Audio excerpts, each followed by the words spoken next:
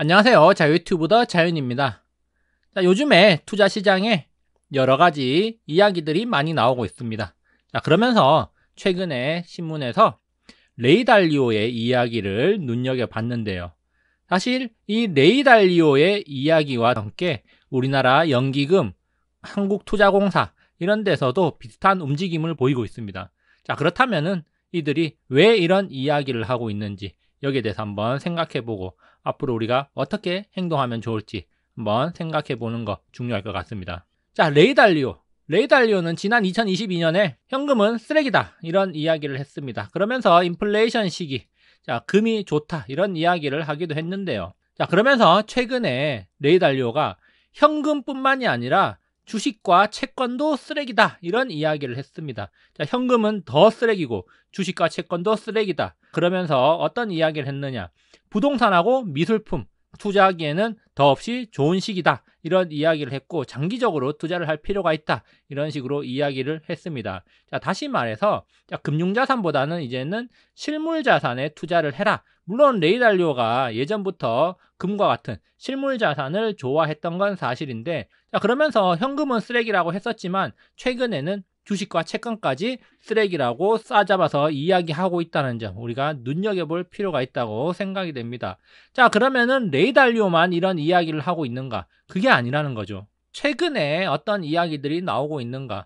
국민연금공단입니다. 자, 사실 국민연금 같은 경우는 전 세계적으로 봤을 때도 굴리는 자산의 규모가 큰 편에 속하는 연기금입니다. 자, 그런데 국민연금이 우리나라 주식시장에 큰 손으로 자리 잡고 있기 때문에 또 여러 가지 행동에 대해서 많은 사람들이 예의주시하고 있는데요.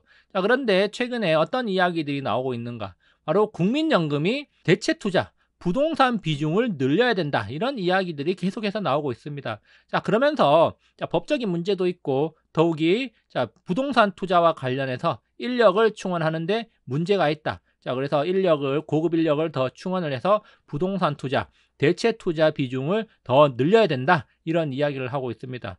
국민연금이 국내 주식 비중을 줄인다고 이야기하면서 해외 주식 그리고 대체 투자를 늘린다 이런 이야기를 하고 있는데요. 자, 여기서 중요한 점은 주식보다는 앞으로 대체 투자 비중을 늘려나갈 계획이고, 그런 식으로 지금 내부적인 움직임이 있다는 점 우리가 좀 주목할 필요가 있겠습니다. 자, 그러면 국민연금만 그러느냐? 바로 한국투자공사 KIC에서도 지금 장기적인 투자 성과를 유지하기 위해서 대체 투자를 늘려가겠다 이런 이야기를 하고 있습니다. 지금은 대체 투자 여러 가지를 다 합쳐가지고 약 17%의 대체 투자 비중을 보여주고 있는데요. 자, 이런 비중을 25%까지 늘려가겠다 이렇게 이야기를 했습니다. 좀 더 세부적으로는 포트폴리오를 살펴보면은 현재 주식은 약 40%, 그리고 채권이 약 35%로 두 개 합쳐서 75%의 비중이고, 부동산은 7% 비중을 차지하고 있습니다. 투자 포트폴리오에서 말이죠. 자, 그렇지만 이 부동산의 비중을 큰 폭으로 늘려가지고 이 대체 투자 비중을 전체적으로 25%까지 늘려간다. 다시 말해서 앞으로 부동산 분야에 대한 투자를 공격적으로 늘려가겠다 이런 이야기를 하고 있는 것이다. 우리가 이렇게 생각해 볼 수 있겠습니다. 자, 그리고 그러면은 국민연금하고 한국투자공사 KIC만 그러느냐?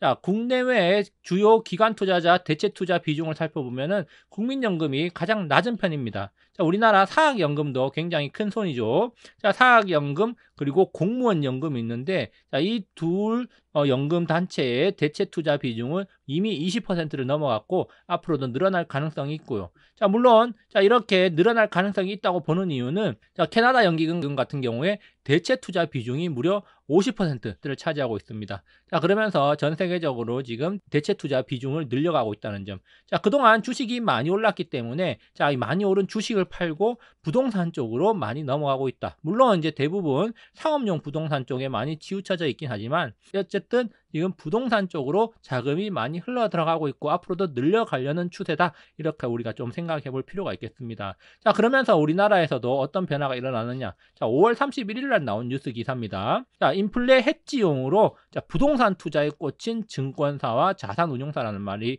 나왔습니다. 자, 여기서 중요한 거는 인플레 해지라는 게 중요해요. 자, 이게 바로 오늘 영상의 포인트가 되겠습니다. 자, 그러면서 미래에셋이 여의도 IFC를 인수하기로 했고, 그래서 보증금 2천억 원을 납부를 했다고 합니다. 오피스 빌딩을 사는 거죠. 부동산 투자를 하는 겁니다. 자, 인플레이션 시대.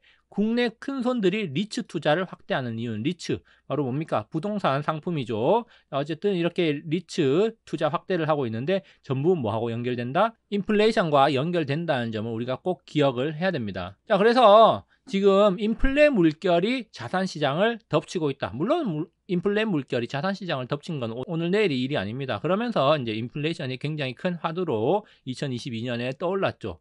자, 디플레이션 시대는 이미 종말을 했습니다. 2010년대 저물가 평균 2%를 맞추기 위해서 안간힘을 썼던 디플레이션을 걱정하던 2010년대가 마무리되고, 자, 이제부터 2022년부터는 고삐 풀린 물가가 이어지고 있는데, 자, 이 물가가 어느 정도 안정이 될 거라고 예상을 하고 있습니다. 그럼에도 불구하고 이제 물가 수준이 과거의 2%가 아니라 3%나 4% 사이에 머물 가능성이 있다, 장기적으로. 자, 그렇다면은 이렇게 높은 인플레이션이 계속 지속된다는 건데요. 과거에 경험하지 못했던 2010년대에 경험하지 못했던 인플레이션 수준.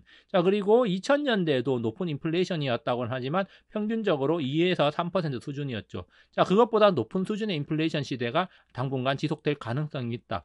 자, 그렇기 때문에 실물 자산 가격은 지속적으로 오를 가능성이 있다. 인플레이션을 해치한다는 관점에서 본다면. 그렇기 때문에 이렇게 실물 자산 가격이 오를 거라는 거, 부동산 대체 투자에 베팅을 하고 있는 자산 운용사들이다. 이렇게 또 우리가 해석을 해볼 수가 있습니다. 그렇기 때문에 이제 우리는 고물가, 인플레이션, 고인플레이션 시대에 접어들었다, 이렇게 볼 수가 있겠고, 이런 기조가 당분간 이어질 거라고 보고, 자, 그래서 이런 거대의 자금 운용사들은 지금 대체 투자 쪽으로 눈을 돌리고 있다. 자, 그러면서 레이 달리오가 뭐라 그랬습니까? 주식도 쓰레기고 채권도 쓰레기고 현금도 쓰레기다. 현금은 더 쓰레기다. 이렇게 이야기를 했죠. 자, 그렇다면은 왜 주식도 쓰레기라고 말했는가? 자, 그 속내를 한번 살펴보니까 어떻습니까? 자, 미국 증시 거품이 더 빠져야 된다라고 하면서 주식시장은 좀 더 조정을 받아야 된다, 이런 견해를 남겼습니다. 물론 레이 달리오의 말이 다 맞는 건 아니겠지만 우리가 이런 이야기를 하는 이유를 좀 더 생각해 볼 필요가 있겠습니다.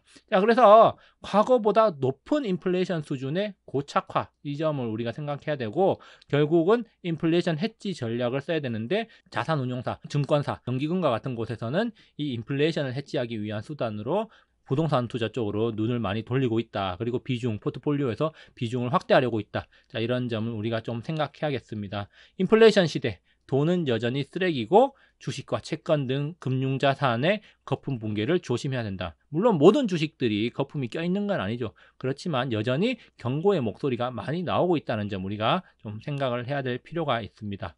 자, 그래서 여기까지 영상 한번 준비해 봤고요. 항상 즐거운 하루 보내시기 바랍니다. 감사합니다.